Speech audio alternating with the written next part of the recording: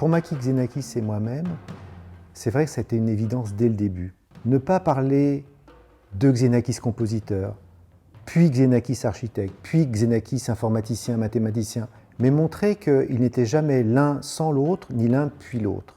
Ça n'est pas un artifice, il le disait lui-même, c'est sa thèse, alliage, art et science. Donc il s'est construit tout un univers à base de philosophie grecque, d'antiquité grecque, et puis de tas d'autres choses qui l'intéressaient, les mathématiques, l'art, la musique, l'astronomie. Donc il s'est déjà construit tout un univers à lui, pour lui-même, son langage, qu'il a continué à construire quand il est arrivé à Athènes où il voulait faire ses études d'ingénieur et faire de la musique, mais la guerre a éclaté. Donc là, il a participé très vite à des mouvements de résistance contre l'occupant allemand, puis après contre l'occupant britannique. C'est là qu'il a, en 1945, reçu un éclat d'obus britannique dans le visage qui lui a fait perdre la moitié de son visage et un œil. Après, il était condamné à mort, il a dû s'enfuir de Grèce dans la soupe d'un bateau grâce à son père, et il est arrivé en France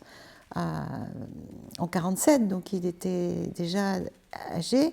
Et ce qu'il raconte quand il parlait de sa musique, c'était qu'il s'était construit son univers. Les sons de sa musique venaient de ce qu'il avait entendu à la fois avec cette nature fantastique qu'il a toujours adorée et qu'il avait besoin de retrouver toute sa vie, chaque année, les sons de la nature, des orages, de la grêle, tout ce qui constitue la nature, et aussi les sons des manifestations pendant la guerre et des résistants, où il y avait les slogans, les scansions des voix, les tirs, les silences, les cris.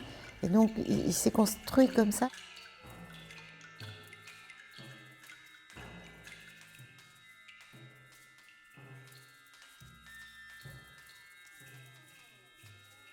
Xenakis affirmait qu'il était né 25 siècles trop tard. C'est quelqu'un qui est féru d'antiquité, c'est quelqu'un qui pratique le grec ancien, c'est quelqu'un qui, quand il se sauve de Grèce, a dans sa poche un exemplaire de la République de Platon. Cet exemplaire qu'il a gardé jusqu'à la fin de ses jours, cet exemplaire qui nourrissait ses nuits quand il était emprisonné. Mais en même temps, quelqu'un qui est d'une modernité la plus radicale, c'est quelqu'un qui est ancré dans un quotidien, qui est au courant des dernières technologies.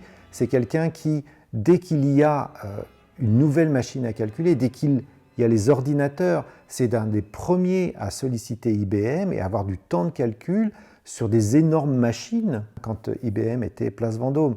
C'est donc à la fois quelqu'un de l'Antiquité, il était féru des civilisations précolombiennes aussi, et de la modernité la plus complète. Pendant qu'on a travaillé pendant ces 2 années avec Thierry Maniguet sur cette exposition, comme j'avais les archives avec moi et que je numérisais en permanence pour proposer des nouvelles choses, j'ai retrouvé des choses que je n'avais pas encore vues, qu'on n'avait pas encore vues ou qui étaient passées comme ça à l'as. Et c'est vrai que depuis toujours, moi je m'intéresse au processus de création.